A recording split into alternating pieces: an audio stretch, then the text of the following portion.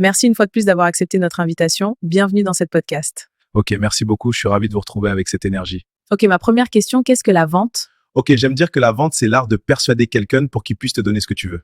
Quelle est la limite entre la vente et la manipulation? La vente, c'est la manipulation, mais il faut savoir concrètement qu'est-ce que la manipulation.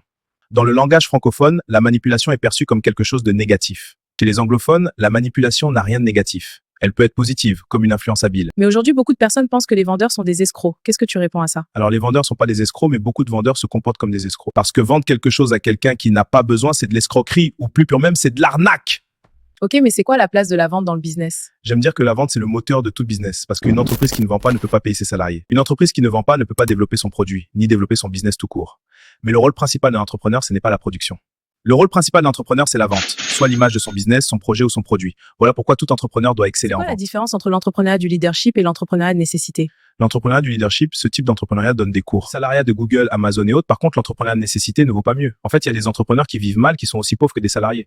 Les employés d'Amazon, Google et Apple peuvent prendre des congés payés, mais un entrepreneur de nécessité ne peut pas oser prendre de congés dans son propre pays. Exactement, c'est une grande différence. Quelle est votre vision dans l'entrepreneuriat? Bon, la vision, c'est d'abord de corriger l'entrepreneuriat parce qu'elle a été mal définie pour la jeunesse. Tu sais que quand les mots perdent leur définition, les gens perdent la liberté et la direction pour 90% des jeunes avant. Pensez qu'un entrepreneur, c'est quelqu'un qui postule à des marchés publics et il attend qu'un tel ministère a lancé un marché, il part déposer sa candidature.